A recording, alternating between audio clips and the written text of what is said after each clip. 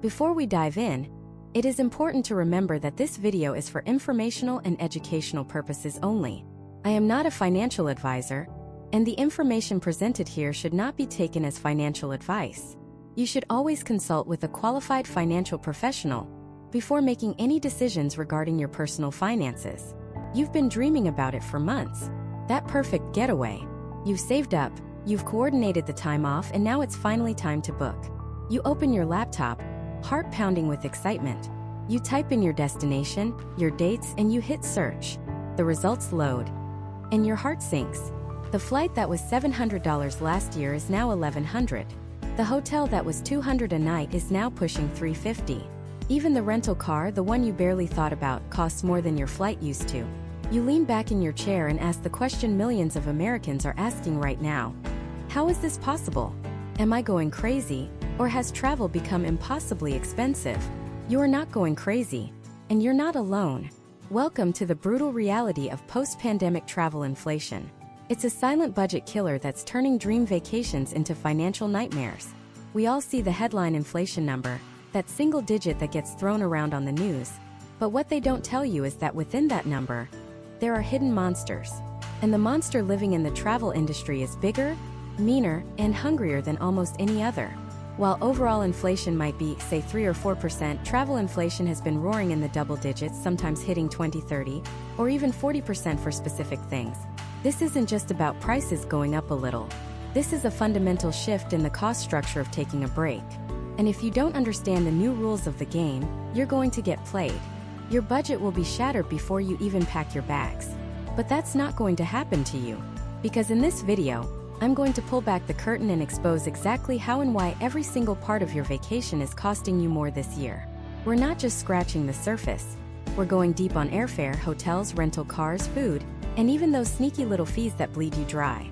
And most importantly, for each category, I'm going to give you a battle-tested playbook of strategies and secrets to fight back, to find the value, and to take that amazing trip you deserve without having to drain your savings account to do it. So let's start with the first and biggest hurdle for most of us, the price of just getting there. Airfare. It's the gatekeeper of your vacation, and right now that gatekeeper is demanding a hefty toll. To understand why your plane ticket costs so much, you have to understand the perfect storm that the airlines are currently enjoying. First, and most obviously, jet fuel. The price of oil dictates the price of jet fuel, and it has been on a roller coaster. When an airline's single biggest variable cost skyrockets, they don't just absorb it. They pass it directly on to you, the passenger, usually with a little extra on top for their trouble. Second, we have a massive labor crunch. During the pandemic, airlines offered early retirement packages to tens of thousands of experienced pilots, mechanics, and crew members to cut costs. The problem? They miscalculated. They thought travel would take years to recover. Instead, it came roaring back with a vengeance. Now they're facing a critical shortage of qualified pilots. Training a new airline pilot is not a quick process. It takes years and hundreds of thousands of dollars. This shortage means airlines can't fly as many routes as they want to. Basic economics tells you what happens next. Fewer available seats plus massive demand equals astronomically higher prices for the seats that do exist. They're flying fewer planes but making more money than ever because each seat is now a premium commodity. Third is the demand side of that equation. You, me, and everyone we know has been bitten by the travel bug. After years of being cooped up, we have a collective insatiable desire to go somewhere, anywhere. This phenomenon, dubbed revenge travel, means that people are willing to pay more than they ever would have in the past just to get away. Airlines know this. They have teams of data scientists and pricing analysts who monitor this sentiment in real time, and they are squeezing every last drop of profit out of this pent-up demand. They see you're willing to pay, so they keep raising the price until you finally break. So, knowing all this, how do you fight back? How do you outsmart the airline's pricing algorithms? It's not about finding some mythical secret deal. It's about strategy. First, let's talk timing. The old advice of book on a Tuesday is mostly outdated. The real key is the booking window. For domestic flights in the US, the sweet spot, the Goldilocks window, is typically between 45 and 90 days before your departure. Book earlier than that, and airlines assume you're an organized planner who will pay a premium for peace of mind. Book later than that, and they assume you're a desperate business traveler or last-minute vacationer who will pay anything. Inside that 45 to 90-day window is where they are most competitive, trying to fill the plane. For international travel, you need to extend that window to 3 to 6 months out. Next, you need to become flexible not just with your dates but with your airports. Use tools like Google Flights and its Explore Map feature. Instead of putting in a specific destination, you can put in your home airport and a range of dates, and it will show you a map of the world with prices. You might discover that flying to Fort Lauderdale is half the price of flying to Miami, and it's only a 40-minute drive away. Or that flying into Providence, Rhode Island, can save you hundreds over Boston. Being willing to drive an hour or two on either end of your trip can literally cut your airfare in half. And here's a pro-level tip the airlines don't want you to know about: the positioning flight. Let's say you want to fly from your home in Denver to London. A direct flight might be $1,500. But you notice that flights from New York to London are only $600. So what do? You book that cheap New York to London flight. Then, you separately book a cheap domestic flight from Denver to New York on a low-cost carrier like Southwest or Spirit. Even with the cost of 2 separate tickets, you could save $500 or $600 per person. It takes a little more planning, but the savings can be massive, especially for a family. But here's the most important strategy of all. You have to be ready to pounce. Airfare is not static. It's a living, breathing market that changes by the minute. Set up price alerts for your desired routes on multiple platforms: Google Flights, Hopper, Kayak. The moment you get that notification that the price has dropped into your target range, you need to be ready to book it. Don't wait. Don't ask your spouse if it's okay. Don't wait until after your meeting. In the 5 minutes it takes you to hesitate, that price could be gone forever. Even after you've booked, the game isn't over. Many people don't realize that all U.S. airlines are required by law to offer a 24-hour free cancellation window. Use it. After you book, spend the next few hours doing one final intensive search to make sure a better deal didn't just pop up. Furthermore, most major airlines, except for the bare-bones basic economy fares, have eliminated change fees. This is a huge advantage for you. It means if you book a flight for $800, and a week later you see the exact same flight has dropped to $600, you can often rebook and get the $200 difference back as a travel credit for a future flight. Always check the price of your flight even after you've booked it. It's free money you're leaving on the table. Now you might be thinking, okay, I've used these strategies, I've played the game, and I've finally locked in a reasonable price for my ticket. You feel a sense of victory. But this is where the new inflation-driven world of travel gets truly insidious. Because the ticket price is no longer the final price. The airlines have become masters of deception, using a labyrinth of hidden fees to extract more money from you after you've already committed. And these fees, for bags, for seats, for Wi-Fi, for simply existing, have exploded in price right alongside the fares. Getting you to the destination is just the first part of their plan. The real profit machine kicks in the moment you try to bring a suitcase or sit next to your own family. Let's start with the most obvious one: your luggage. Not too long ago, in the ancient history of the early 2000s, checking a bag or two was just part of the ticket. It was an assumed part of the service. But after the 2008 financial crisis, airlines were desperate for new revenue streams, and they stumbled upon a goldmine. They began unbundling their fares. That's the corporate jargon for taking something that was once included, stripping it out, and then selling it back to you as an optional extra. It was a masterclass in psychological pricing, and it worked better than they could have ever imagined. In 2008, American Airlines became the first major carrier to charge for a checked bag. The fee? $15. People were outraged. They called it nickel-and-diming. They swore they'd never fly American again. But then United followed suit. Then Delta. And soon it was the industry standard. That $15 fee now looks like a nostalgic bargain. Today you're lucky if you're paying less than $35 or $40 for your first checked bag, each way.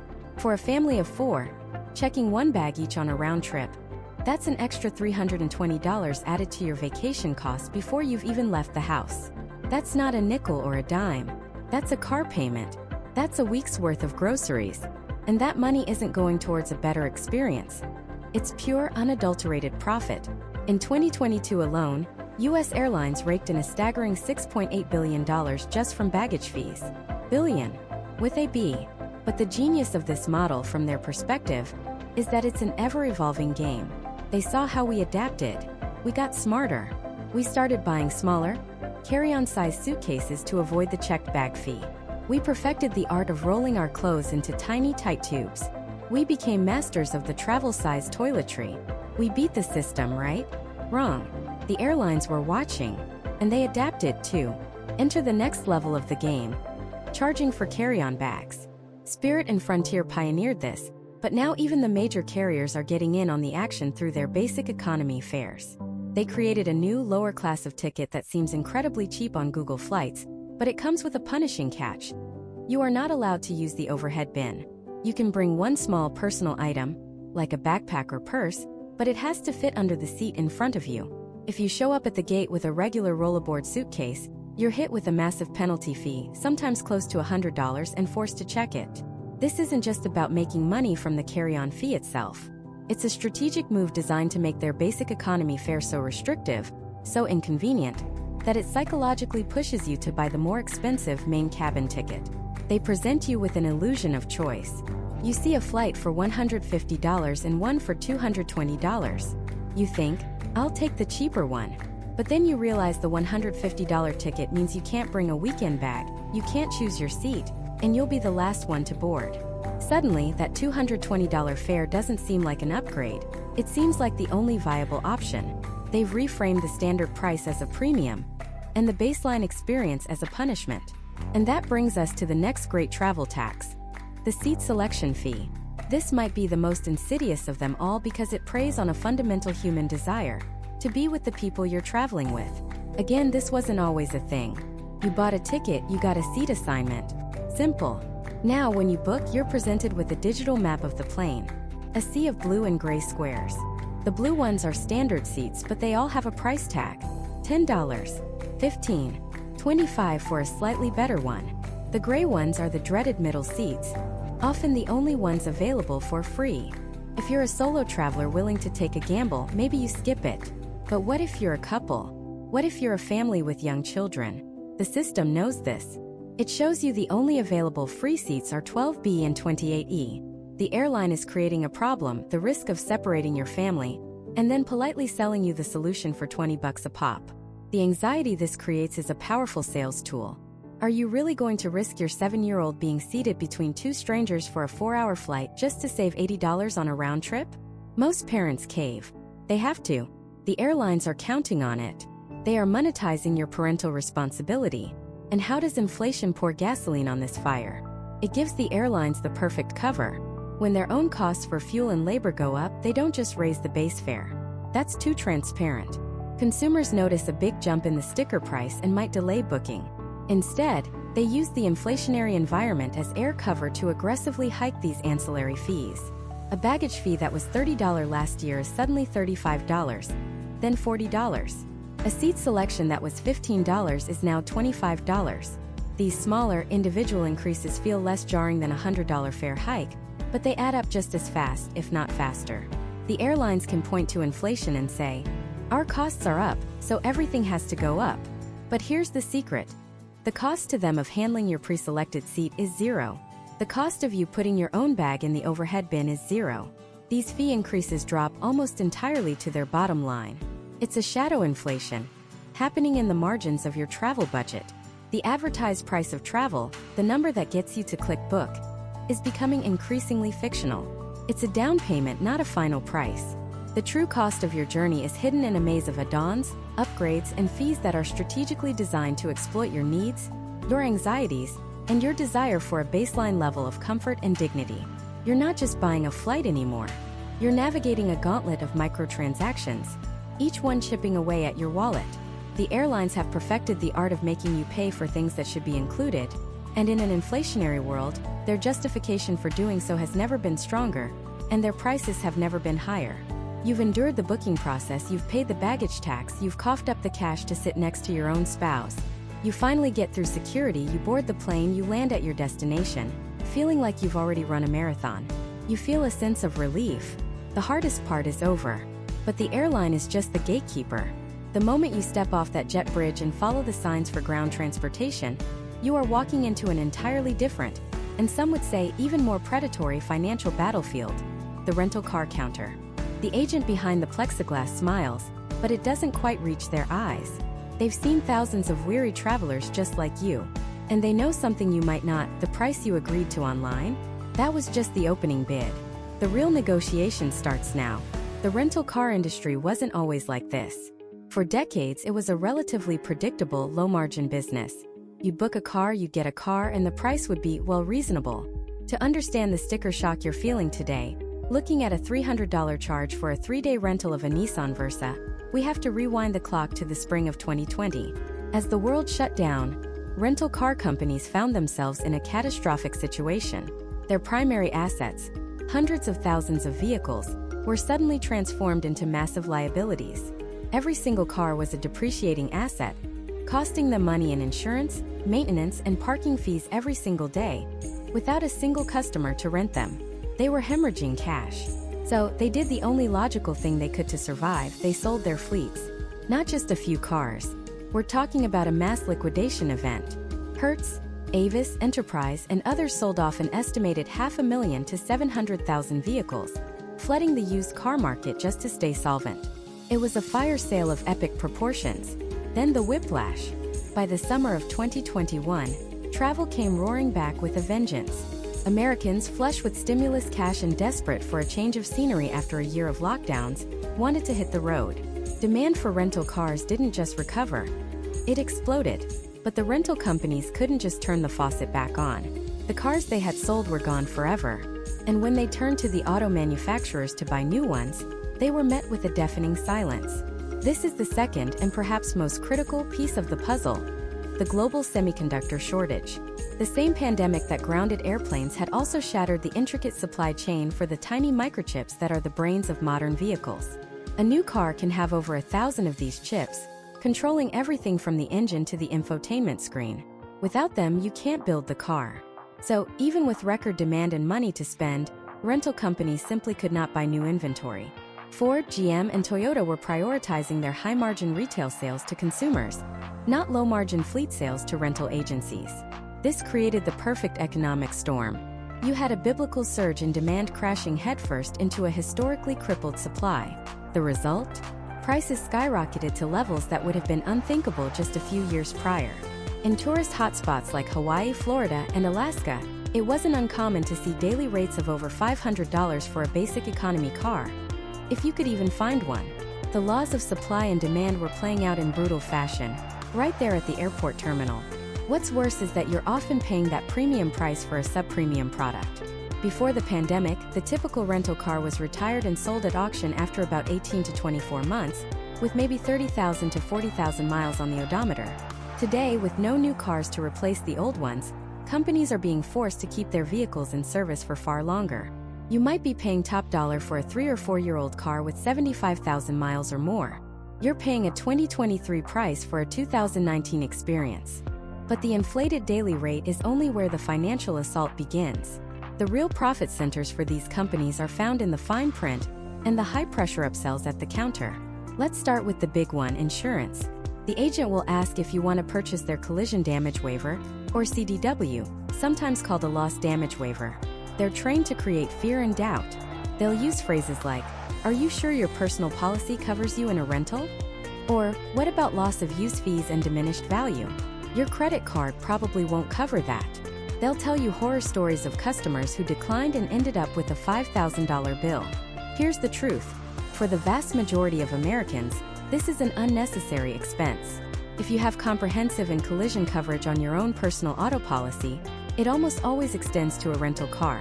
Similarly, most major credit cards, especially travel cards, offer secondary, and sometimes even primary, rental car insurance as a perk. The key is to do your homework before you get to the counter. Make 2 phone calls, one to your insurance agent and one to your credit card company. Ask them to explain your rental coverage in plain English. That way, when you're standing there tired and stressed, you can confidently and politely say, "No thank you, I'm already covered," and not be swayed by the pressure tactics. Next up is the fuel prepayment option. The agent will frame it as a matter of convenience. You can prepay for the tank of gas now, and then you don't have to worry about filling it up before you return. It'll save you time on your way to the airport.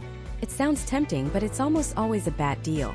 First, they often charge a premium, above market rate for that gallon of gas. Second, the charge is for a full tank. Unless you manage to coast into the return lot running on fumes, you are essentially giving them back free gasoline that you paid for. You're paying for 15 gallons but might only use 13. That 2-gallon difference is pure profit for them, multiplied by thousands of customers a day. The smart play is always to decline the prepayment and find a gas station within a few miles of the airport before you return the car. Then there are the toll transponders. If you're traveling in an area with a lot of toll roads, like Florida or the Northeast, they'll offer you their electronic toll device for a low daily fee. What they don't emphasize is that this fee, which can be anywhere from $5 to $15 per day, is on top of the actual tolls you incur. And it's capped, not at the cost of the tolls but at a high weekly rate, maybe $75 or $80. If you take a week-long trip and only pass through 2 tolls that cost a total of $4, you could still end up paying over $50 in convenience fees. A better option is to use your own transponder if it works in that state, use the cash lanes if available, or simply use your phone's GPS to select a avoid tolls route. The final battlefield is the car itself. You booked an economy car, but the agent types on their keyboard, furrows their brow, and says, "Ooh, looks like we're running a little tight on the economy cars right now. But I can get you into a nice midsize SUV for just $20 more per day." This is the classic upsell. Sometimes it's legitimate, but often it's a tactic to see if they can squeeze a little more out of you. A good response is to politely hold your ground. "I understand, but I have a confirmed reservation for an economy car at the price I booked. I'm happy to wait if one becomes available." Often a car will magically appear. And before you even put the keys in the ignition, take out your smartphone. Switch it to video mode and do a slow, meticulous walk around of the entire vehicle. Zoom in on every single scratch, dent, ding, and scuff mark on the body. Record the wheels for any curb rash. Then, open the door and document the interior. Any stains on the seats, any marks on the dashboard. Narrate what you're seeing, documenting a long scratch on the passenger side door. This 5-minute process is your single best defense against being blamed for pre-existing damage when you return the car. It might feel a little silly, but it can save you from a bogus damage claim of hundreds or even thousands of dollars. So you've survived the rental car counter, you've documented the vehicle, and you've got the keys in your hand. You've successfully navigated one of the most financially treacherous parts of modern travel. But the battle for your wallet is far from over, because where you parked that car overnight has become the single biggest line item in the modern American vacation budget. We're talking about hotels, Airbnbs, and the insidious, infuriating rise of the mandatory resort fee. Let's talk about the resort fee, or the destination fee, or the urban amenity fee. They have a lot of creative names, but they all mean the same thing. A mandatory non-negotiable charge added to your hotel bill for things that used to be, well, part of staying at a hotel. We're talking about access to the pool you already assumed you could use, the Wi-Fi that's been free for a decade, the fitness center. Sometimes it's as ridiculous as local phone calls or in-room coffee. It's a classic bait and switch. You see a room advertised online for $150 a night. A great deal. You click through, you enter your dates, and just before you hit confirm, a new line item appears. A $35 per night resort fee. Suddenly, your $150 room is actually $185. That's a nearly 25% price hike, hidden until the very last second. And this isn't some niche problem at a few Vegas casinos anymore. It's everywhere. Major hotel brands in cities like New York, Miami, and San Diego are charging them. And the amounts are staggering. It's not uncommon to see fees of $50, $60, even $70 per night. Imagine booking a week-long stay.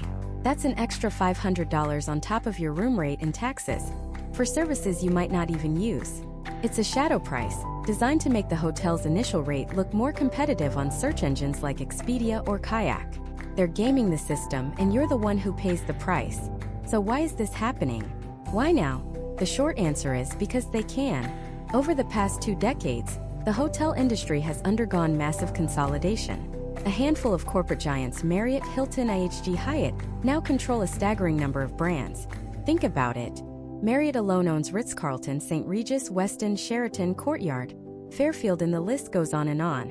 When a few massive players control the market, there's less pressure to compete on price. Instead, they compete on brand loyalty programs, and they find new, inventive ways to extract money from you. The resort fee is the perfect tool. It's pure profit. Unlike the room rate, which has to cover the mortgage, the staff, the utilities, the resort fee often goes straight to the bottom line. It's the hotel industry's equivalent of the airline industry's baggage fee, a universally hated charge that nobody asked for, but everyone is forced to pay because the whole industry started doing it in unison. And while this practice started before the recent inflationary spiral, it has been supercharged by it. Hotels are facing their own rising costs. Higher wages for staff, more expensive cleaning supplies, skyrocketing utility bills, and increased property insurance premiums, especially in places like Florida and California. Instead of just raising the nightly room rate in a transparent way, many are choosing to inflate or introduce these mandatory fees. Feels less direct. It's a way to pass on their increased costs without scaring away customers with a high sticker price. But the effect on your wallet is exactly the same. Your total cost for a place to sleep has exploded. Naturally, many travelers saw an escape route, a revolutionary idea that promised to break the hotel monopoly, offer authentic experiences, and save you money. It was called Airbnb. For years, it was the budget traveler's secret weapon. You could get an entire apartment with a kitchen for the price of a cramped hotel room. It was a game changer. But if you've tried to book an Airbnb recently, you know that dream is, for the most part, dead. The affordable alternative has become the expensive mainstream. In many popular US destinations, finding an Airbnb that's meaningfully cheaper than a hotel is a Herculean task. So what happened? How did the disruptor become just as, if not more, expensive than the industry it was supposed to disrupt? The story is a perfect storm of professionalization, hidden fees, and regulation. First, let's talk about professionalization. The original spirit of Airbnb was the sharing economy. You, a regular person, renting out your spare bedroom or your whole apartment while you're out of town. But the big money quickly saw an opportunity. Today, a huge percentage of Airbnb listings aren't owned by individuals. They're owned and operated by large-scale property management companies and real estate investors. These aren't people sharing their homes. These are businesses running unofficial hotels. They buy up multiple apartments in a single building or multiple houses in a neighborhood, furnish them from a corporate catalog, and list them all on Airbnb. This has two effects. It reduces the long-term housing supply for local residents, which drives up rent for everyone. And second, because these are professional operations with payrolls and profit margins to hit, they price their units like a business, not like a person trying to make a little extra cash.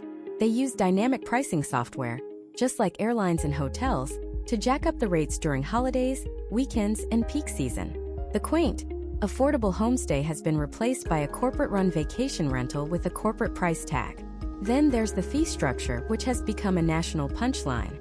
Airbnb has its own version of the resort fee, and it's called the cleaning fee. What started as a reasonable charge to cover the cost of laundering sheets and tidying up has metastasized into an enormous, often unjustifiable, profit center. You find a place that looks like a bargain at $120 a night. You book it for a 3-night weekend. The subtotal is $360. Makes sense. Then you get to the checkout page. Service fee, $54. Occupancy taxes, $42. And then the knockout blow, cleaning fee, $150. Your $360 stay is now $606. The nightly rate you actually pay is over $200. A 70% increase from the advertised price. And the justifications are often absurd. Hosts will charge a $150 cleaning fee, and then leave a long list of checkout chores for the guest. Strip the beds, take out the trash, run the dishwasher, start a load of laundry. You're essentially paying a premium to be the first shift cleaning crew. This fee structure, just like the hotel resort fee, allows hosts to lure you in with an artificially low nightly rate, only to reveal the true, much higher cost at the very end. Finally, there's the impact of regulation.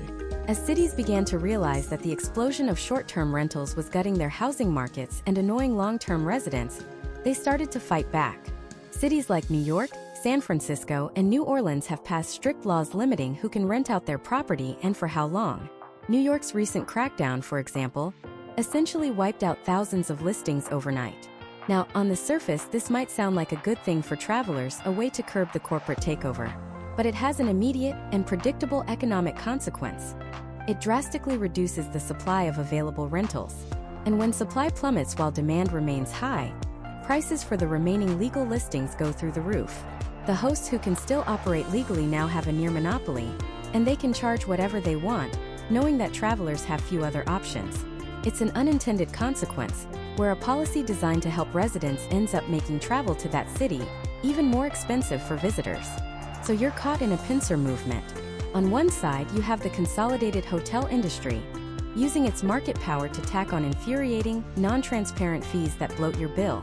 On the other, you have the so-called alternative, which has become a landscape of corporate-run properties with their own labyrinth of exorbitant fees, all while a shrinking supply pushes prices ever higher.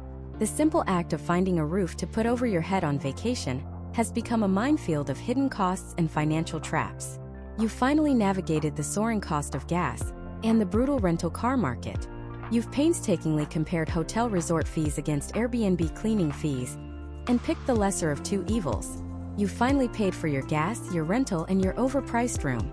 You check in, drop your bags, and breathe a sigh of relief. But you haven't even eaten yet. And the cost of having fun on vacation, of eating at restaurants, visiting attractions, and making memories, is where the real sticker shock begins. You're starving. You walk down the main tourist strip, looking at menus posted in the windows. And that's when the first wave of this new reality hits you. The price of a basic cheeseburger and fries at a casual sit-down spot is $22. A simple pasta dish is pushing $30. A steak? You might need to take out a small loan. This isn't a 5-star Michelin restaurant. This is the kind of place you'd take your family without a second thought just a few years ago. Now you're doing rapid mental calculations, multiplying entrees by the number of people in your group, adding drinks, tax, and a mandatory 20% tip. Suddenly, a single unremarkable dinner is costing you well over $150. What is going on here?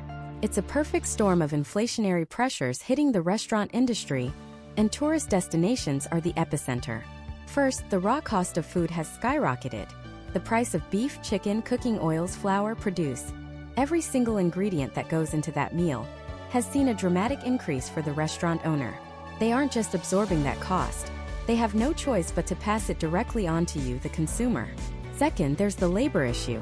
The Great Resignation and a tight labor market have forced restaurants, especially in high-demand vacation spots, to significantly increase wages to attract and retain cooks, servers, and dishwashers.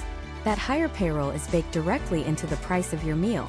It's simple economics, but it gets even more complicated. A new trend is emerging, one that can feel downright sneaky: hidden fees. You might see a kitchen appreciation fee, or a service charge of 3 to 5% automatically added to your bill. This is often before the line for the tip.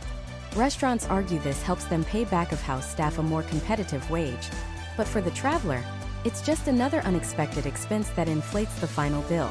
The menu price is no longer the final price. You're paying a price plus a fee plus a tax plus a tip.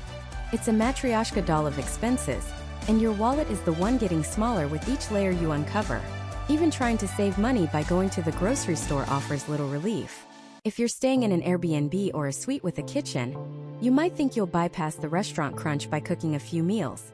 But have you been to a grocery store lately? The cost of eggs, milk, bread, and meat has surged. And in a tourist town, the local grocery stores often have what's known as resort pricing, marking things up even further because they know you're a captive audience. The plan to save $100 on dinner might only end up saving you $30 after you've spent your precious vacation time shopping, cooking, and cleaning. But you didn't fly across the country just to sit in your room and eat. You came for the experiences. You came to see the sights and make memories. And this is where the second major budget buster comes into play: the cost of attractions. Let's take the most iconic American family vacation: a trip to a major theme park. The price of a single-day ticket to Disney World or Universal Studios has been on a steady, steep incline for years, far outpacing the standard rate of inflation. But now it's been supercharged. What used to be a significant but manageable expense is now a monumental one. And it's not just the entry ticket. It's the premium experiences. The line-skipping passes like Genie Plus or Express Pass have themselves become dynamically priced. On a busy summer day, the cost to avoid spending your entire vacation in a queue can be as much as a second park ticket. This isn't limited to theme parks. National park entrance fees are rising to fund much-needed infrastructure repairs. A 7-day vehicle pass for a popular park like Yellowstone or the Grand Canyon can set you back $35 to $40. Go to a few parks and that adds up. Museums that were once free now have suggested donations that feel increasingly mandatory, or they've instituted tiered ticketing for special exhibits. A simple city bus tour, a whale-watching excursion, a guided historical walk. Every single one of these activities is more expensive. The operators of these attractions are facing the exact same pressures as the restaurants. Their insurance premiums have gone up. Their energy bills to run the roller coasters or light the museum halls have soared. They need to pay their staff more. And for attractions with a limited capacity, they're capitalizing on pent-up demand. With so many people eager to travel, they can charge a premium, and people desperate for a getaway are paying it. The result is that the fun portion of your vacation budget can evaporate in just a day or two, leaving you with difficult choices for the rest of your trip. Do you splurge on the one big thing and then have a free day of just walking around? Or do you try to do several smaller things, all while feeling the constant financial squeeze? Okay, so you've dealt with the cost of food and the cost of activities. But there's a third, often overlooked, category of expense that is bleeding travelers dry: the simple act of getting around. Let's say you flew to your destination and decided against a rental car to save money. Your primary option is now ride-sharing services like Uber and Lyft. But the era of cheap, venture capital subsidized rides is definitively over. Surge pricing, which is based on supply and demand, is now the norm, not the exception, in popular tourist areas. Leaving a concert or a sporting event, that 10-minute ride back to your hotel could cost you $50 or $60. Trying to get to a popular beach on a sunny afternoon? The price will be jacked up. The algorithm knows you're a tourist, it knows your options are limited, and it prices accordingly. The drivers themselves are also paying significantly more for gas, so the base fares have had to increase just to make it a worthwhile gig for them. What about taxis? In many cities, they've become even more expensive than ride-sharing and can be harder to find. And public transportation? While often the most economical choice, it's not immune to price hikes. Major cities from New York to San Francisco have seen fare increases for their subways and bus systems to cover operational deficits. Plus, using public transit often costs you something equally valuable on vacation time. This trifecta of escalating costs, food, attractions, and local transport, creates a powerful and demoralizing effect. It's a financial death by 1,000 cuts. It's not one single purchase that breaks the bank. It's the relentless accumulation of smaller, inflated expenses. The $10 ice cream cone, the $8 bottle of water in a theme park, the $30 t-shirt, the $40 Uber. Each transaction feels a little more painful than it should. You start to second-guess every purchase. You find yourself doing constant mental math, converting every price into hours of work back home. This financial stress fundamentally changes the nature of the vacation itself. It shifts the focus from relaxation and enjoyment to constant, low-grade anxiety about your budget. The freedom you were seeking becomes a prison of financial constraints. You start making trade-offs you never thought you'd have to. Maybe you skip the nice dinner for pizza in the hotel room. Maybe you tell the kids they can't go on that one ride they were excited about. Maybe you spend an hour waiting for a bus to save $20 on an Uber, all while the sun is setting on your limited vacation time. It feels like you're trapped, forced to either go into debt to have a good time, or to miss out on the very experiences you came for. The entire promise of a vacation, to escape, to recharge, to indulge, feels like it's being broken by the brutal, invisible hand of inflation. So the question becomes, is this just the new reality we have to accept? Is travel now a luxury reserved only for the ultra-wealthy? Or is there a way to fight back? What if the secret to affording travel in this new era isn't just about saving more money beforehand, but about fundamentally changing the way we think about and plan for every single dollar we spend on the road? That question is the entire game. Because the old travel playbook? It's been ripped to shreds, tossed in the fire, and the ashes have been scattered by the winds of inflation. The era of casually booking a flight, grabbing a hotel, and just figuring it out is over. That approach is now a one-way ticket to a depleted bank account and a whole lot of travel regret. The new era requires a new playbook. It demands that we stop being passive consumers of travel and start becoming strategic operators. It's about shifting from a mindset of, how much will this cost? To, how can I engineer the most value for every single dollar? This isn't about being cheap. It's about being smart. It's a financial battle plan, and it's built on 3 core pillars: the pre-trip financial offensive, the on-the-ground economic defense, and the post-trip value analysis. Get these 3 right, and you'll not only survive the current travel climate, you'll thrive in it. Let's start with the first and most critical pillar: the pre-trip financial offensive. This is where the war is won or lost long before you even pack a suitcase. The biggest mistake people make is creating a static budget. They say, okay, I have $5,000 for this trip to Italy. And that's it. That's not a budget. It's a target for companies to hit.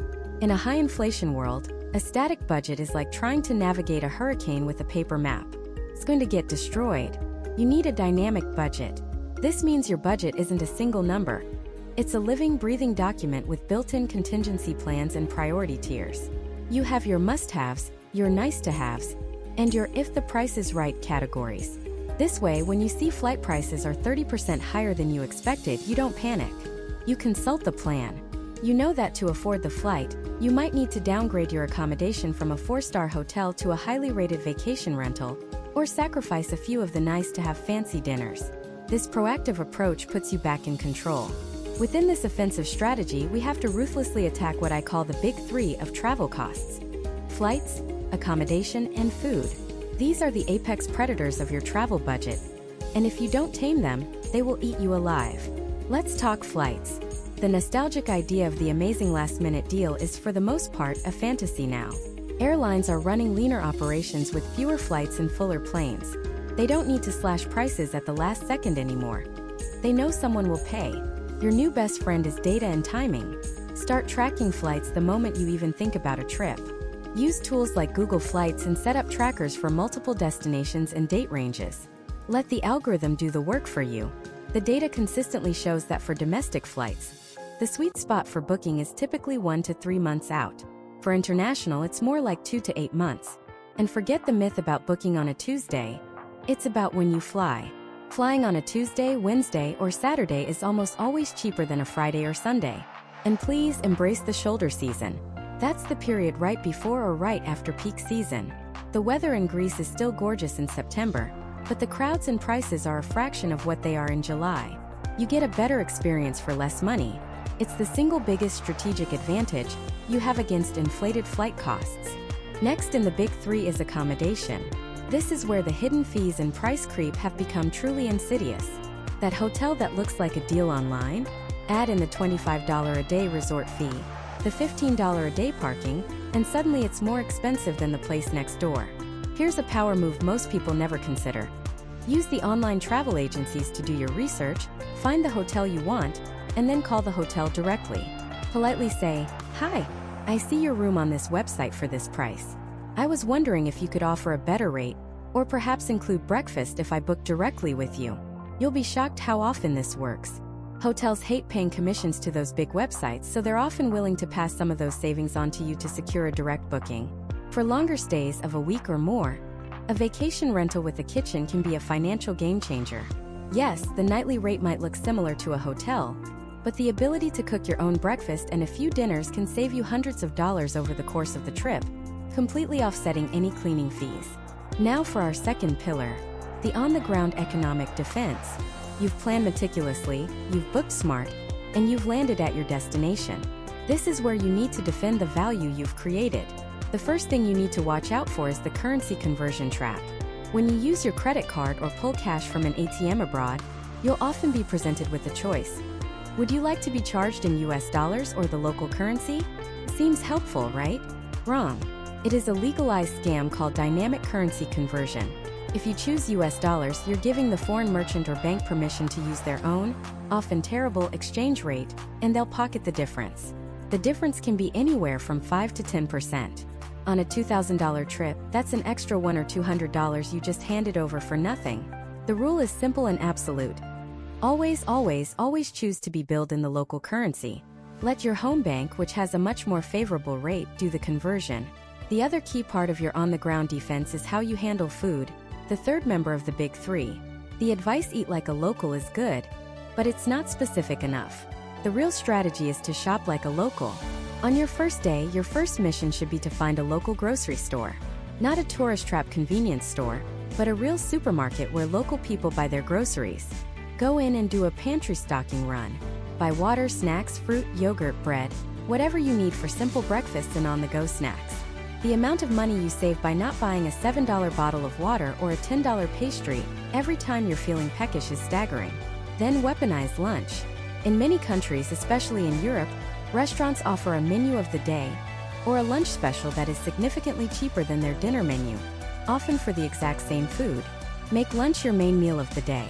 Have that incredible multi-course experience for $15 or $20. Then for dinner you can have a lighter, cheaper meal, maybe even something you assembled from your grocery store run.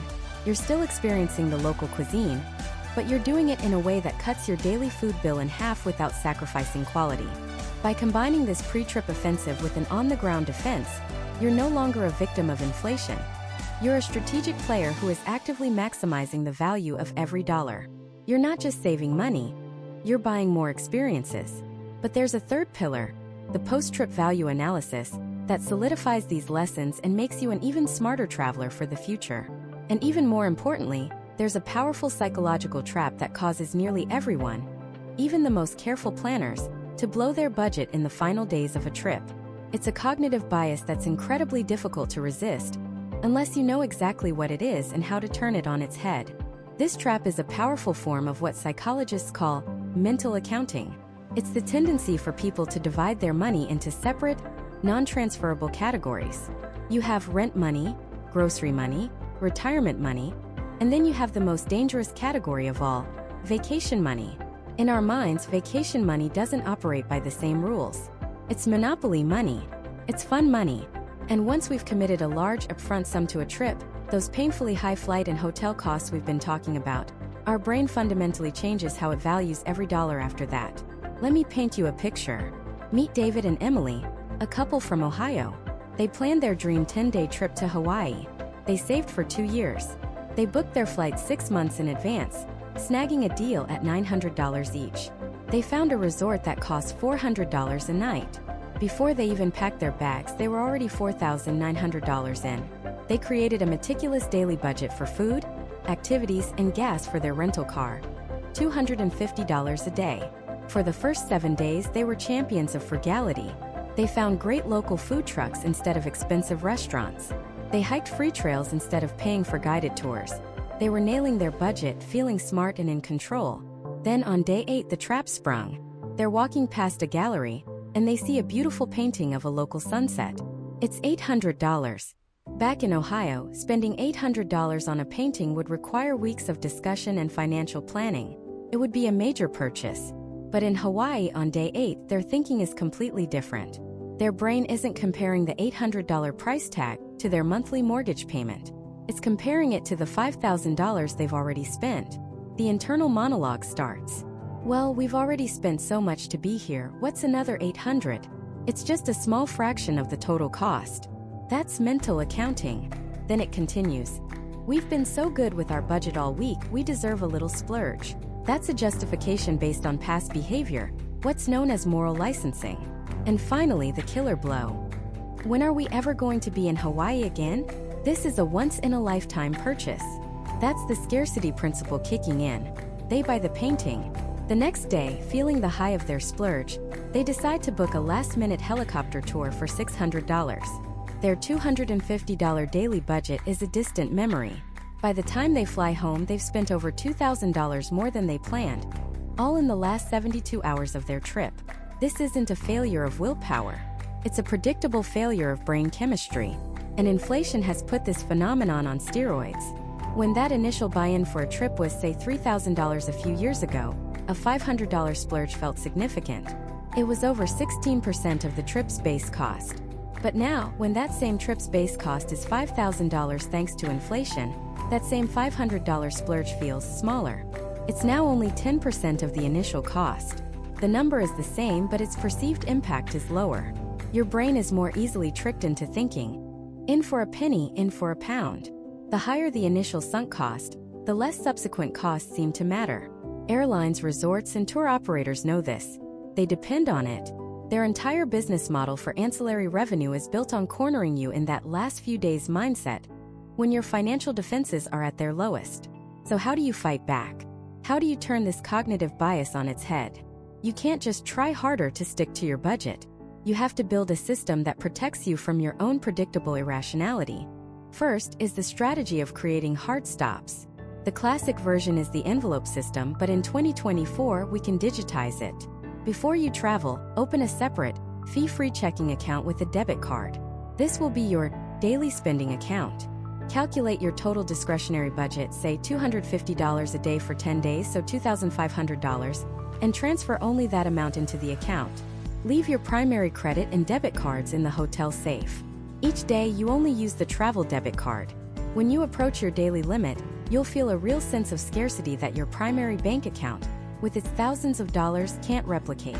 When the money is gone for the day, it's gone.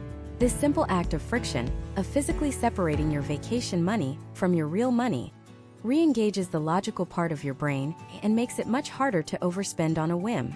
The second and perhaps most powerful technique is to budget for failure. This is the pre-planned splurge fund. You know you're going to be tempted. You know your discipline will wane. So plan for it. Instead of a single rigid budget, create two budgets: your core operations budget, for food, transport, and necessities, and a separate unplanned magic fund. This might be $500 or $1,000, whatever you can genuinely afford. This is your guilt-free money. When you see that $800 painting, you're no longer asking, "Can I blow my whole budget on this?" You're asking, "Is this painting worth 80% of my entire unplanned magic fund?" Completely reframes the decision. It gives you permission to be spontaneous, but within a predefined, controlled boundary. You get the emotional high of the splurge without the financial hangover and regret. You've outsmarted your future self. Third, implement a mandatory cooling-off period. Call it the 24-hour rule. For any non-essential, non-food purchase over a set amount, say $100, you are not allowed to buy it on the spot. You have to take a photo of it, walk away, and wait 24 hours. This is an incredibly effective tool against impulse buys. The emotional urgency, the feeling of "I have to have this now," is a temporary state. After a night's sleep, you can look at the photo and ask yourself with a clear head, "Do I really want this, or was I just caught up in the vacation moment?" 9 times out of 10, the intense desire will have faded, and you'll be glad you saved the money. For the one time it doesn't fade, you can make the purchase with confidence, knowing it wasn't just a fleeting impulse. Finally, the fourth technique is to consciously and deliberately break the mental account.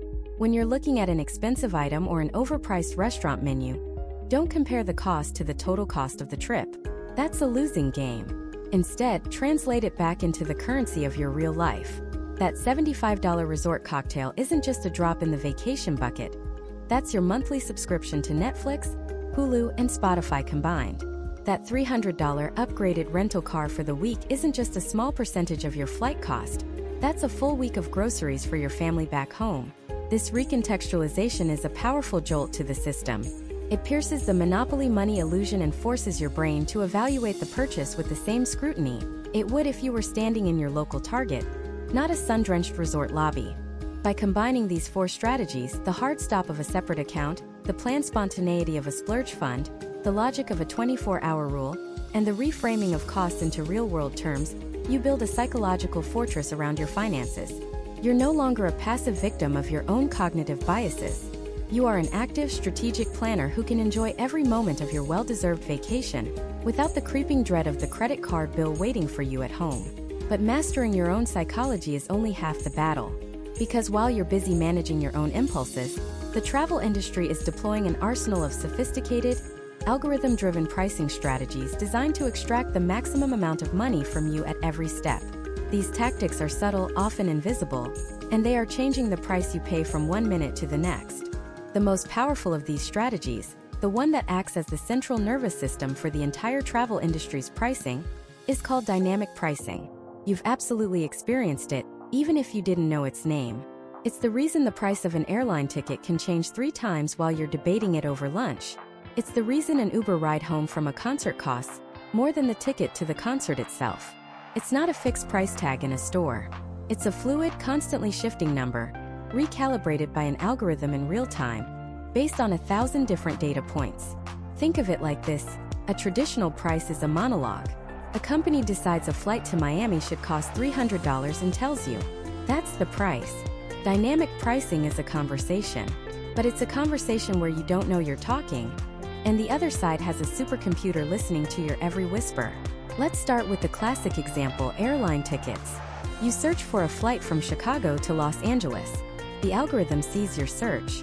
It logs your IP address, what kind of device you're on, what time of day it is, and it drops a little digital file on your computer called a cookie. You don't book. You come back an hour later to check again. The algorithm sees you. It recognizes its cookie. It says, aha, the same person is back. Demand for this flight is increasing. And what happens when demand increases? The price goes up. It might only be $10 or $15, but it's a little nudge. It's the algorithm testing you, seeing if that little bit of pressure will make you pull the trigger. You search a third time. Now the algorithm is thinking, this person is very interested. They're probably coordinating with family or checking with their boss. They're committed. Let's see what they're really willing to pay. And the price jumps again. You are, in effect, bidding against yourself. The company has manufactured a sense of scarcity and demand based entirely on your own repeated actions. It's a brilliant and frankly a manipulative system. Then they hit you with the psychological triggers. Only 3 seats left at this price. Your heart rate quickens. Your fear of missing out or FOMO kicks in. You imagine someone else snatching that last affordable seat. Is it true? Maybe. But it's also a powerful sales tactic, programmed to exploit a fundamental human fear of loss. The algorithm doesn't care if it's true. It only cares if it works. This digital dance extends to hotels with even more complexity. A hotel's dynamic pricing algorithm isn't just looking at how many people are searching for its rooms. It's scanning the entire city. Is there a big convention in town that week? Prices search. Is a major artist playing at the stadium down the street? Prices search. Did a competing hotel just sell out? Prices search. The algorithm knows all of this before you do. You might think you're getting a deal on a room for a quiet getaway, not realizing you've booked it for the same weekend as the world's largest dental hygienist conference, and the algorithm has already priced you accordingly.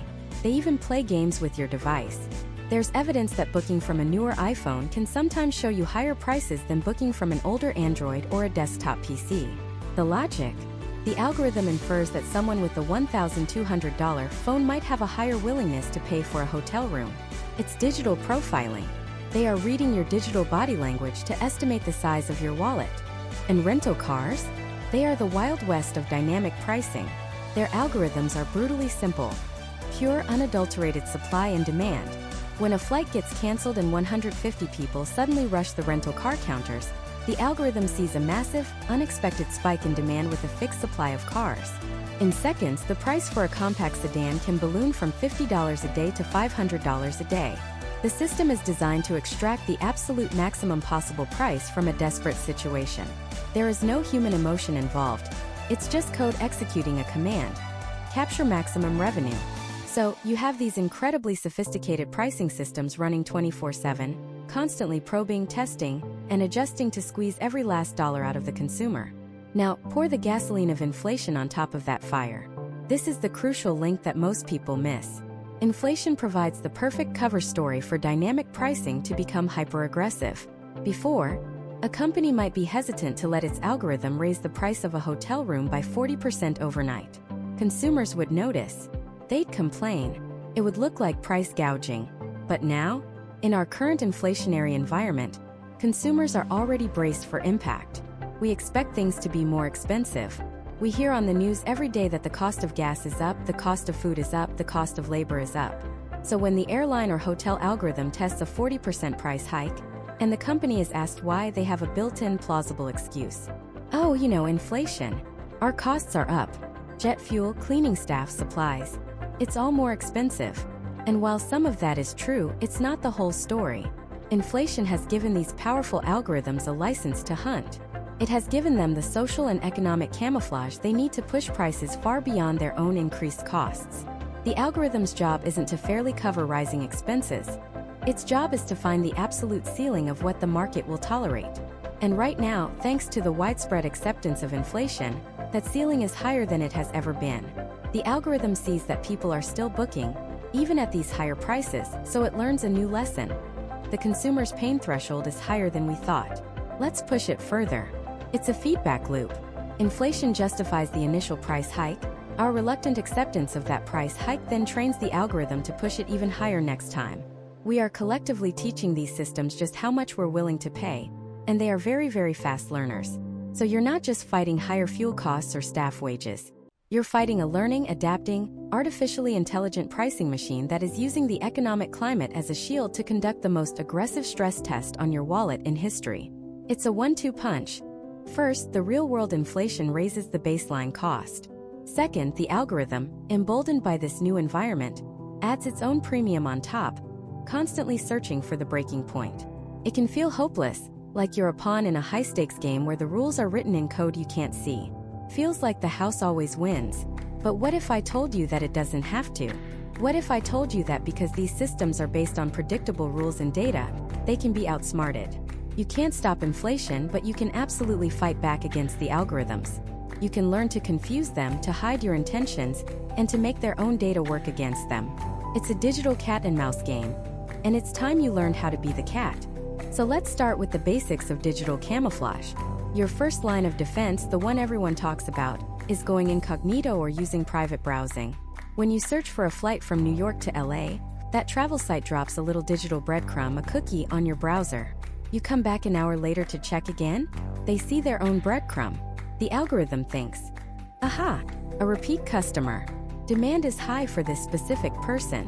And just like that, the price inches up by $20, maybe $50. They're creating artificial scarcity and urgency just for you. Going incognito prevents those cookies from being saved.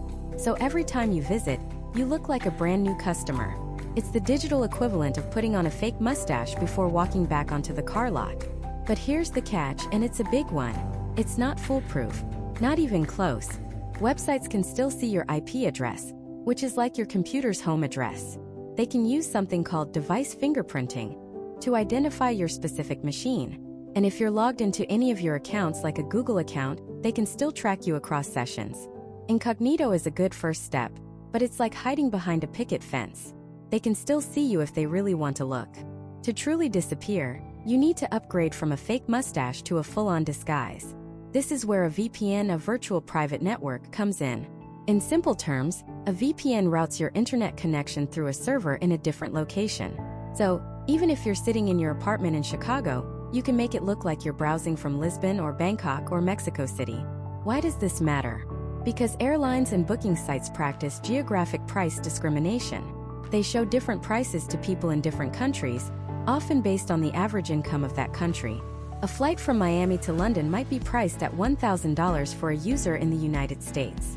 But if you fire up your VPN, set your location to Poland, clear your cookies, and search again, that exact same seat on that exact same plane could suddenly be $750. The product is identical. The only thing that changed was the algorithm's perception of your ability and willingness to pay. It's a powerful tool. Experiment with different countries. Sometimes, setting your VPN to the airline's home country can unlock local deals not available elsewhere. This isn't just about saving a few bucks. This is about leveling the playing field against a system designed to extract the maximum possible value from your wallet based on your digital zip code. Once you've mastered your digital disguise, the next step is to manipulate time. The algorithms are built to penalize certainty. The moment you search for a flight on a specific Friday and a specific Sunday, you've shown your hand. You've told the algorithm, I have to travel on these exact days. You become a captive audience, and the prices will reflect that. The way to fight back is with radical flexibility. Instead of searching for a specific date, use the flexible date or price calendar features on search engines like Google Flights or Skyscanner. Look at the entire month. You might discover that shifting your trip by just 2 days, flying on a Wednesday instead of a Friday, cuts your airfare in half. It's not just about avoiding weekends. The industry has a rhythm, a pulse, and you can learn to time it. The widely shared secret is that the best time to book a flight is often on a Tuesday afternoon. But it's not a magic trick. There's a reason for it. Airlines often launch their sales on Monday evenings. By Tuesday, competing airlines have seen those sales and scrambled to match prices. This creates a short window of peak competition, where everyone is trying to undercut everyone else. By Wednesday, the cheapest fare classes for those sale tickets have often been snapped up, so that Tuesday window is often the sweet spot. You're not just picking a day of the week. You're inserting yourself into the very moment the market is most in your favor. Now, let's say you're traveling with your family or a group of friends. You search for 4 tickets and the price comes back at, say, $400 each. You book it. What you don't know is that you may have just been tricked by the system's own inefficiency. Airline seats are sold in fare buckets. There might be 5 seats left in the cheap $200 bucket, 10 in the $300 bucket, and 100 in the $400 bucket. When you search for 4 tickets at once, the system needs to find 4 seats at the exact same price. If there are only, say, 2 seats left in that cheapest $200 bucket, The system will skip it entirely and quote you the price for the next bucket up that can accommodate all four of you, which is the $400 one. You just paid $1,600. The divide and conquer strategy is simple. Search for one ticket first. You'll see the true lowest price available, $200. Then you can book your tickets in smaller batches. Book the 2 cheap seats for $800, and then book the other 2 at the next price point. You might have to call the airline to get your seats together, but that 5-minute phone call could literally save you hundreds and hundreds of dollars. The algorithm is lazy. It takes the path of least resistance. You have to be willing to do the extra work it won't. Finally, we arrive at the master level, the black belt technique of travel hacking. It's controversial, the airlines absolutely despise it, and it comes with serious risks. It's called hidden city ticketing or skip lagging. The logic behind it completely breaks how you think about flights. Airline pricing has nothing to do with distance and everything to do with market demand between 2 cities. A flight from a non-competitive airport, let's say Albany, New York, to a popular destination like Orlando might be an expensive $500. But a flight from that same airport, Albany, to a much farther city like Dallas might have a layover in, you guessed it, Orlando. And because the Albany to Dallas route is more competitive, the airline might price that entire ticket at only $200. So you book the flight to Dallas. You fly the first leg from Albany to Orlando, and then you just get off the plane. You collect your carry-on, walk out of the airport, and enjoy your Orlando vacation, having saved $300. You've booked a flight where your layover city is your actual destination. Now, before you rush off to do this, you have to understand the massive flashing warning signs. First, you can only bring a carry-on bag. Any checked luggage will be sent to the ticket's final destination. In this case, Dallas. Second, this only works for one-way tickets. The moment you miss a segment of your flight, the airline will cancel your entire remaining itinerary, including the return trip. And third, while it's not illegal, it is a violation of the airline's contract of carriage. If they catch on, they have the right to cancel your frequent flyer miles, ban you from flying with them in the future, and in very rare cases even try to charge you the fare difference. It's a high-risk, high-reward strategy. It's the ultimate way to play the system, but you have to be willing to accept the consequences if the system decides to play back. These are the tactical weapons for your travel arsenal. Using a VPN, manipulating time, dividing your group, even taking the skip-lagging risk. These are all ways to claw back your power from the opaque algorithms that dictate so much of what we pay. But winning the war against inflated travel costs isn't just about the tools you use. It's about the mindset you adopt. It's about redefining what value truly means on the road. And as we look toward the rest of this year and beyond, that redefinition might be the most important travel hack of all. So, what does this new landscape of travel actually look like? We've spent this entire series breaking down the numbers, the forces at play, and the tactical moves you can make. We've talked about the ripple effects of fuel costs on airfare, the labor shortages squeezing hotels, and the wild world of rental car pricing. We've dissected shoulder seasons, uncovered the power of loyalty points, and explored how a simple VPN can unlock a world of savings. But if we zoom out from the individual hacks and spreadsheets, a much larger picture comes into focus. We are living through a fundamental reset of how we, as Americans, approach the very idea of leaving home. For decades, travel was on a trajectory of getting faster, cheaper, and more accessible. The rise of budget airlines and online booking platforms democratized the globe. A weekend in Vegas, a quick hop to the Caribbean, a whirlwind tour of European capitals. These became casual, almost disposable experiences. The goal was often accumulation. More stamps in the passport, more cities checked off the list, more photos for the feed. Inflation didn't just pour cold water on that party. It shut the whole thing down. It forced a moment of collective pause. A global, is this worth it? The $500 flight that was an easy yes last year is now $800. And suddenly, you're weighing it against a car payment or a month of groceries. The cheap and easy is no longer cheap, and it's certainly not easy.